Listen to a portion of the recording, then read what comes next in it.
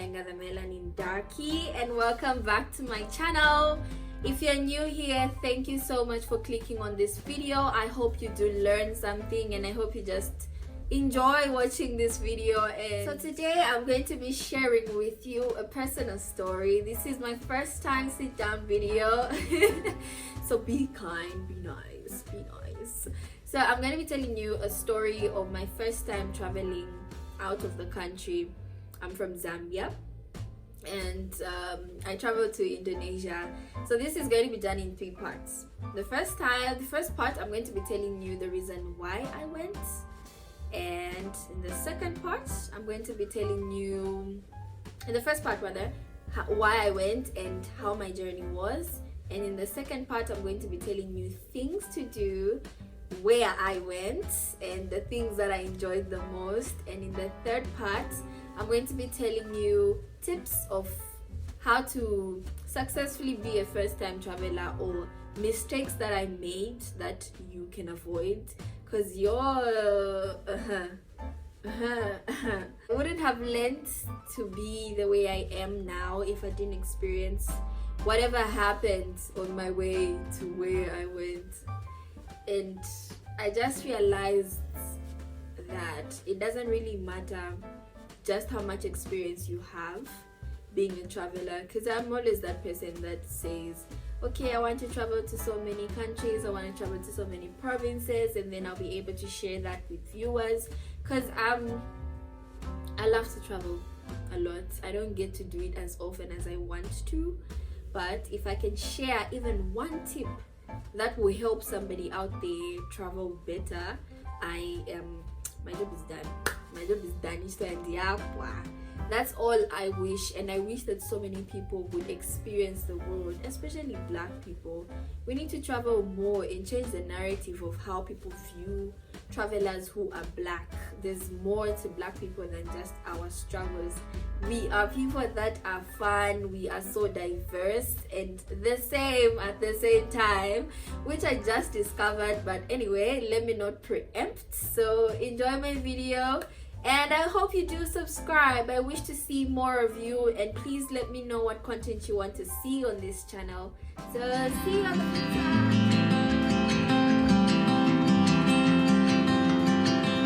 side. Okay, this is the flip side. I'm back.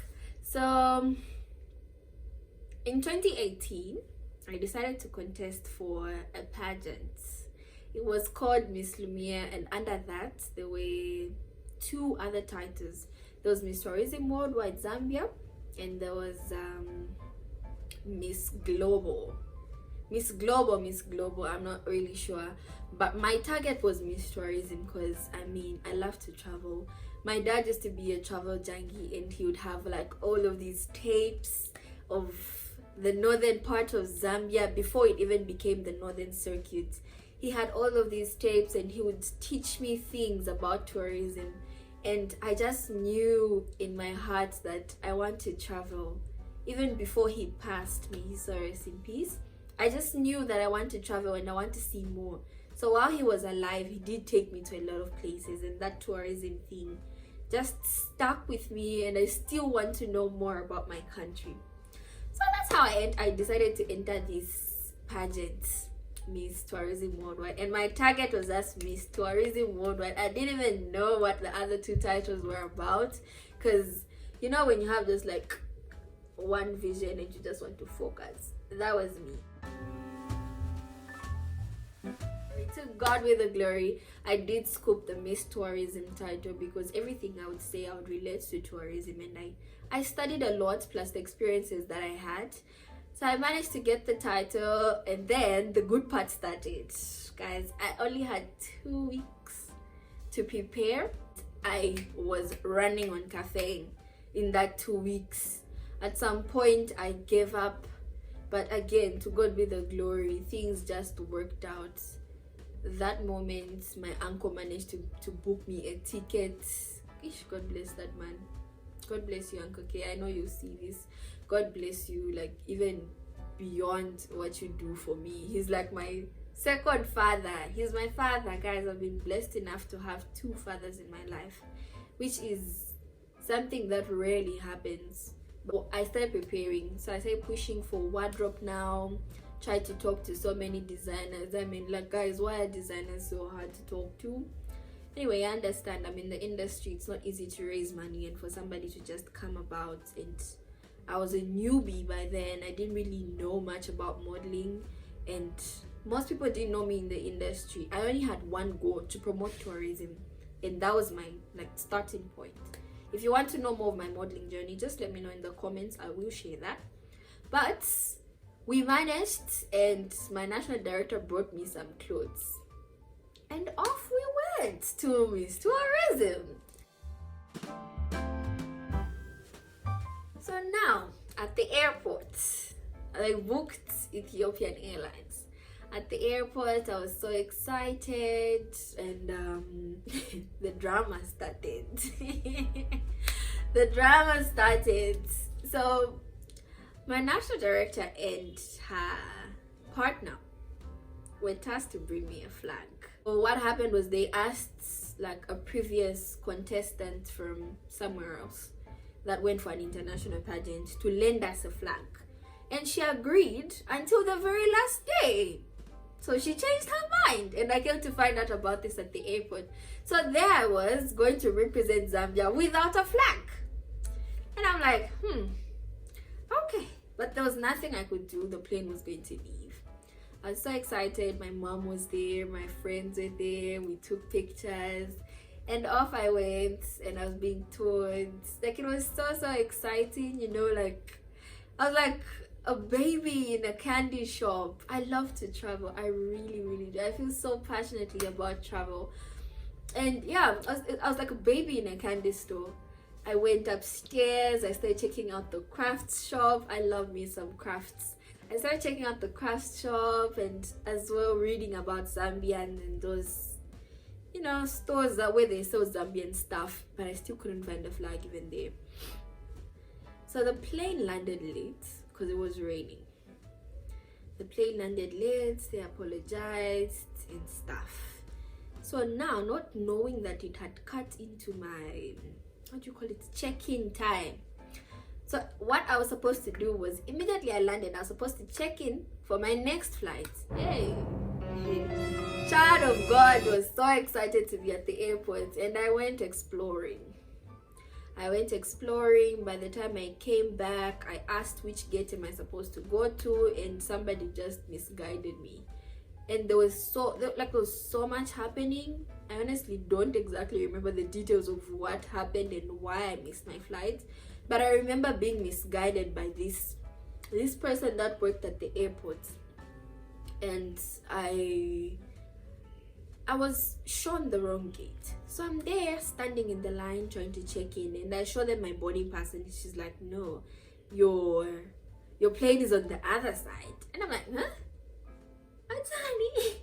I lost it. And yeah, she directs me and says, go that side, and I ran there, and the last boarding call had already been called, and I guess they were calling my name. I just recently found out that they can even call your name at the airport, like, okay, so and so, your plane is about to leave. I don't know if they had been doing that for the longest, but I think I would have heard my name. Yeah, but yeah, that's how the plane left me, and I only had $100 to spend on myself and for emergencies and whatnot. So I call my friends, and I'm panicking and I'm crying, like, I've missed my flight, I don't know what to do. So they tell me to say, okay, don't call mom, call your uncle, because my mom was gonna panic. I don't think she even knows up to now what happened truly, but I'll tell her someday. So yeah, I called him, and I'm panicking, I'm crying, like, okay, this is what has happened, and they're charging me to go to a hotel. So he says, you are a first-time traveler, and people will know. They might just be funny, and you know, anything can happen at the airport. So he tells me, okay, pay with the money that you have, I'll send you a bit more. So at $50, you can at least come back with a few things, or one or two things from there. So with the $30 in my pocket, because I had paid the $70, I paid for the hotel. They came, they picked us up in a shuttle, and they were asking us to declare the amounts on the paper. And I'm like, dude, I only have $30 in my pocket. And well, that's how we went to the hotel. And in the afternoon, I got to call my friends from school. Because I was in school by then.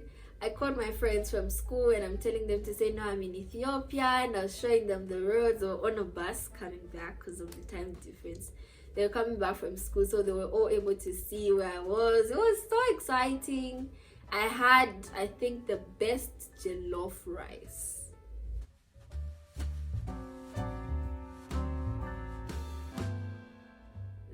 And I've been to Nigeria. I've never been to Ghana, but I had the best jollof rice in Ethiopia, surprisingly, but it was amazing. I really enjoyed it, and yeah, I stayed. I just walked around like the hotel just to see what was going on, and it gave me like Jamaican vibes. That's when I connected, like, oh, Haile Selassie, and you know, all of those things. I'm like, okay, so this is where people came from, but I had to read about it. I was so skeptical and so scared to move about, but yeah, I did manage to walk around, and in the evening the shuttle picked us up, and guess who was first to check in? Mlenga Mumba was there. So I was checked in and I was ready to go. So now we're flying in a big iron bird, and we reached Singapore, and it's so nice. I could see it from the top. Like, it was so nice. It was so beautiful, because Indonesia doesn't have their own airport, so you need to use Singapore.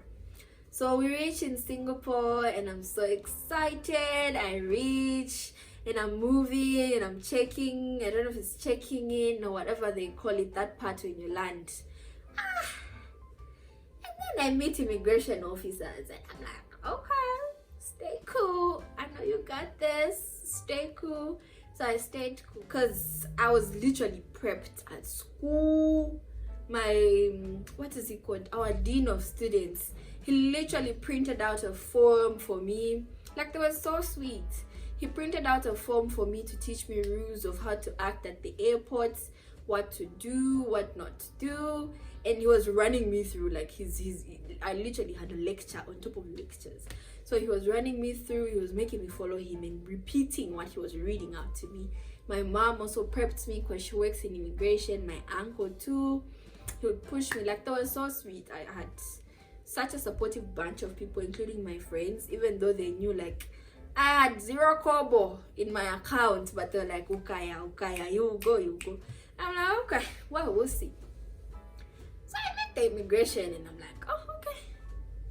And they told me, go to this room. And I'm like, hey, she. I'm like, stay cool, stay calm. And I reached there, and there's only black people. So I'm like, anyway, some people like to exaggerate that there's racism, there's what. But well, I'm just telling you as it is. So we reached there in that room, and there's like black people only. And they've separated them, like there's like a meter apart from each other. And they grabbed my phone, they grabbed my forms. I don't know why they just didn't ask me right outside to say, what are you here for and where you're going to be staying, because I had all of those details like up there. And they grabbed my phone, what's your password? They unlocked my phone and started checking through to just see. They started asking me, how long are you going to stay here? If there's need, do you give us the permission to frisk you? And I'm like, okay. And then I had my carry-on luggage. And I was so scared now. Like, they're asking me those questions, like, okay, what have I done? So they got done with whatever they were doing, and they started asking me questions afterwards, more questions. And I answered them correctly. I gave them the number of the people who I was going to see, and I showed them my letter of invitation and how long I was going to be there. That's how I passed. Not knowing my family members inside, they're panicking because I couldn't get Wi-Fi. once you land at the airport, you go someplace else. I'll explain more about what happens at the airport in Singapore, but I didn't have access to Wi-Fi at the time. So now the next thing you do is go check in, go get your luggage. Yeah? I reach and I can't see my luggage. I'm standing there for like more than 20 minutes straight. People have collected their luggage and I can't see my luggage because it was on another plane. It came on another plane. Remember, I missed my flight. It came on another plane and there was no luggage. So I'm now sweating in places that people are not supposed to sweat. Okay, I've come here for an international pageant and I don't have my luggage. What? Like somebody say, what? Yeah. I started to panic and I was directed to say, okay, go to baggage claim. And I went there and I filled in everything, descriptions, whatnot and whatnot. And they told me to say at least maybe give us 48 hours. I'm like, 40 what? My pageant is 8 days. I do not have 2 days to waste without clothing. And I won't be in Singapore. I'm going to proceed to Indonesia. And this lady is like, okay, no, this is the best we can do. I literally had a panic attack. Like a panic attack where people have to surround you and blow air in your face for you to breathe. Like it felt so real. And the only thing that gave me relief was crying. I just cried and for a minute I put myself together. Because what, I'm a queen. So yeah, I put myself together. And I don't really think that strength came from me. That was God working in that moment. And I literally said a prayer to him, like, God help me. What am I supposed to do without my luggage? I mean, I'm here for an international pageant. If I don't have clothing, then that's like 50% gone of my marks. And shockingly enough, my luggage was found and they brought it to me. Yo, I screamed. I was so happy. And I proceeded, I got a Wi-Fi password and I alerted the people that were receiving me. It's okay. Chipondo chafika, I've reached. Hey, what's on? I'm going to style of a camp. Akaponda mountain the zone. That's why they say if you want to the more want to be a foolish umushiri njenda kwa walutu. Mwena mpema walutu. Lesadi dingo kupela marumbo. That's why tu alamu pela kupela marumbo. They gave me instructions of where to go and who was going to pick me up. So now I'm with my luggage outside, excited and whatnot. You know those postcards that they lift, like. So they told me to say what will be written there is your names and your country, Mlenga, Miss Tourism Zambia. And I'm like, okay. So I'm looking at all the people outside with their cabs and whatnot, and I couldn't see Mlenga, Miss Zambia. And I'm like, Ishan. And then this man lands in a nice car. He lands and he's very old. Very, very old. It's like Asians really, really work. They work until I don't know how long. But he was very old and he was a cab driver. He couldn't really see properly, but he was still able to identify me. And he came straight to me and showed me the postcard. He's like, "Are you Mlenga in Zambia?" I couldn't really hear what he was saying. There was a huge language barrier, but I assumed that's what he said. And I'm like, yeah, that's me. And we went slowly to his car. We moved very, very slowly, and lucky enough, it worked for me anyway.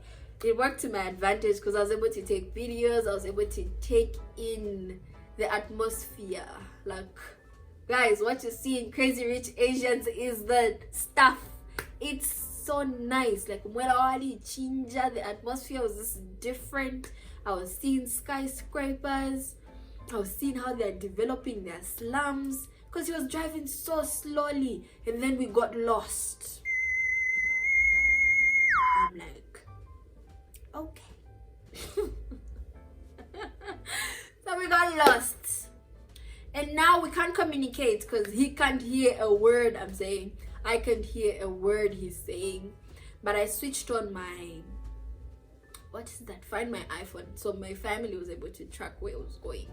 Even, I don't know if we were still working while the internet was off. But, well, I turned it on anyway.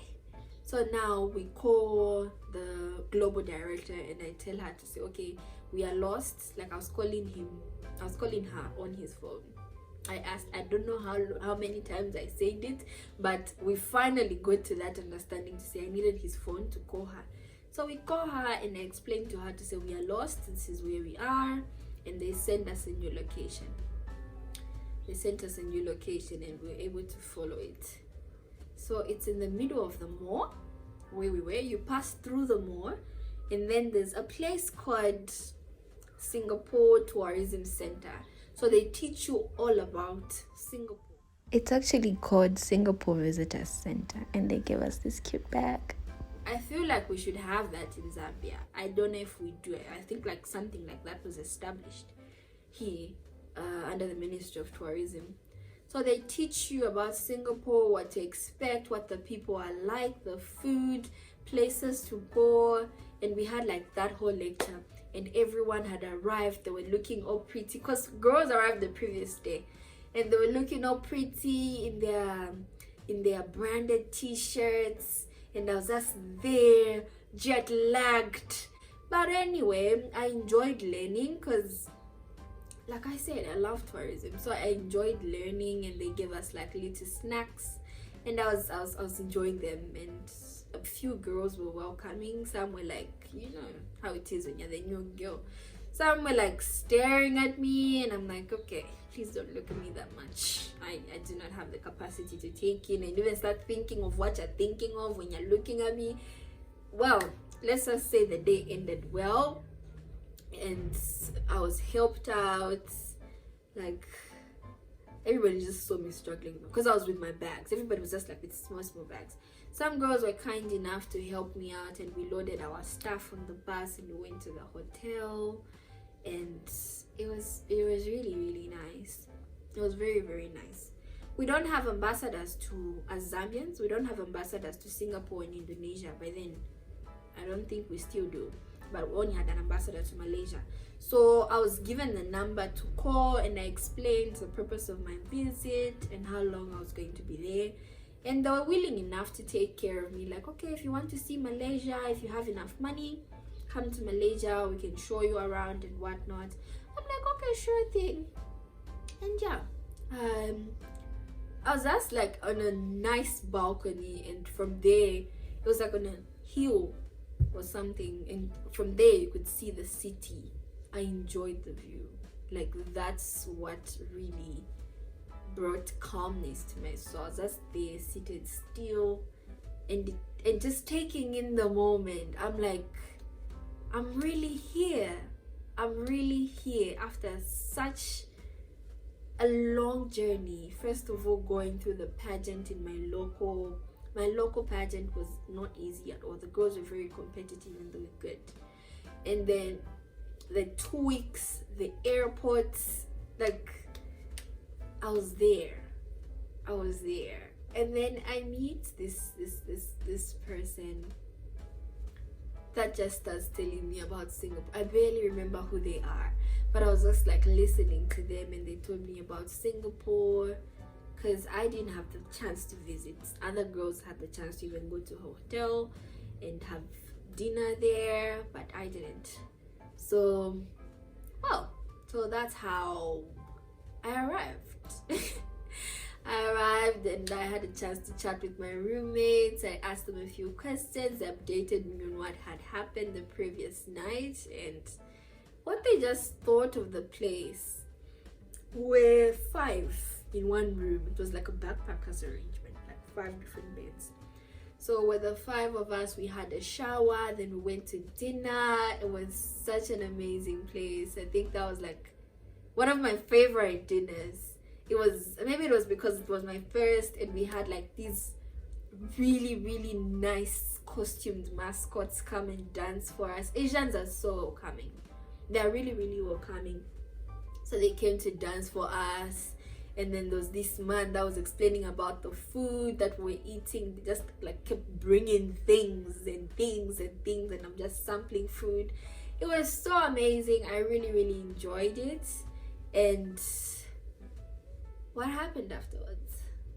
Yeah, anyway, we went back to sleep. I was given my sash. I was excited. I took pictures in it and videos and talked to my family that okay, I had arrived and this is where we'll stay and whatnot. And we had to prepare for the following morning at like 5 a.m. We were supposed to be ready.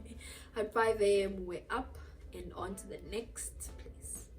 So in part 2, I know part 1 was very, very long, but in part 2 I share with you the places that we went to and recommendations of hotels that you can stay at in Bintan and in Batam.